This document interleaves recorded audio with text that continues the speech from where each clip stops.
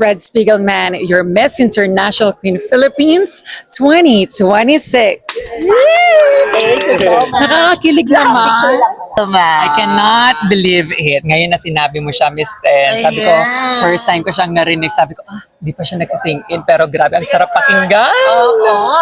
You know, sabi ko kanina, what made you really win? Para sa aming mga nanonood dyan is banayad, hindi gigil, soft ang lahat ng ginagawa mo. Was it a strategy or ayun ka, yun ka naman talaga. You were just so chill. But did you add that spice para let it be, whatever comes, well gonna come. Coming to this pageant, Miss Ten, I always want to stick with my core values and of who I am din talaga. But of course, we need to play by our strengths. And if that means that dun po ako napapansin, of course, I will take advantage of that strength and make room for improvements, especially for my weaknesses. Yung pagiging banayad po, ayan, nakikita niyo po sa stage. But of course, I have my rowdy side as well. And sometimes that's with friends. Pero thank you. Thank you so much po sa pagpapansin po ng mga ganung bagay din. It was very hard for you kasi di ba nabunot mo number one. Tapos ikaw ang standard of the beauty of the trans Pinays out there. Was it hard for you to compete or what's the game strategy that you did? Ang hirap kasi no, di ba second time, this is your second time and you're number one pa. Yes, Miss Ten. To be honest, everything that I say is something that is very personal to me. So sabi ko nga, being number one, nung sinabi nila, it was full of a pressure. Kasi syempre, you'll be the standard of everything, especially sa mga segments. Pero na-realize ko, it has its own wins as well. Meron din siya mga strengths. Like for example, being the first to be interviewed, being the first to be posted. Especially, napansin ko, sabi ko sa social media pages, kapapal number one, kauna ka palang nandun. So sabi ko, at least exposure din po yun. So I think it is important for you to settle and see your potential po muna. And not care about everybody. Kasi being a number one, sabi mo nga, may pressure na, wag na natin dagdagan ng pressure. Just put the pressure on yourself in performing better and satisfy yourself. Kapag po sa tingin mo okay ka na, that will be okay na rin po. Kasi you have a best friend here, si Baguio, si Kyra. yes. So, how do you feel for her now? Kasi I know she's happy for your winning, but still, of course, your best friend also likes to win. What is your stand about that? We're always having this conversation, Miss Ten, kasi nga we're very close. Sabi nga namin, ang wish namin is kahit sino sa amin.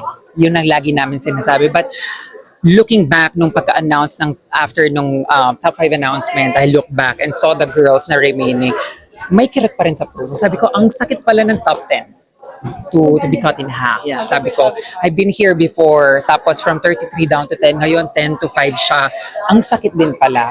But one thing na nagpupush sa akin to push through pa is their smile. Despite na, hindi tayo po pinalad and all, especially sa mga ating ibang girls, their smile pushed me through na tapusin ang laban pa din. Kasi they found hope na I believe na yung hope nila para sa sarili nila parang napasa sa akin.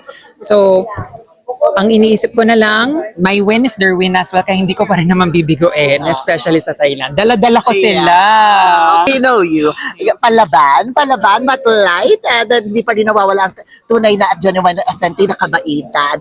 And lastly, what is your say sa mga nag-iintay ng mga Pilipino para it's for you to represent our country and the talent say at anniversary ito 20th anniversary ng Miss International Queen. Yes, it is the 20th anniversary and alam ko pong may pressure sa ating magiging reyna, which is po this coming MIQ sa Thailand. And ang masasabi ko lang po, I don't have something to brag. I don't have something to be loud of.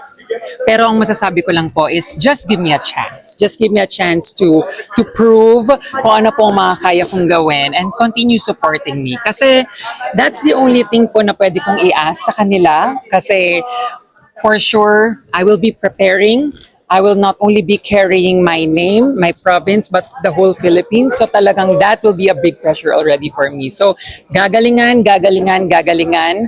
Pero hindi po tayo sobrang magiging loud. Up until then, pagtapak ko na po ng Thailand. Thank you so much for that genuine heart of you. Thank you Congratulations. I will be watching your journey sa Thailand. And I hope you're gonna get the crown. And I know you will. Thank you so much. And I appreciate you po. Thank you so much.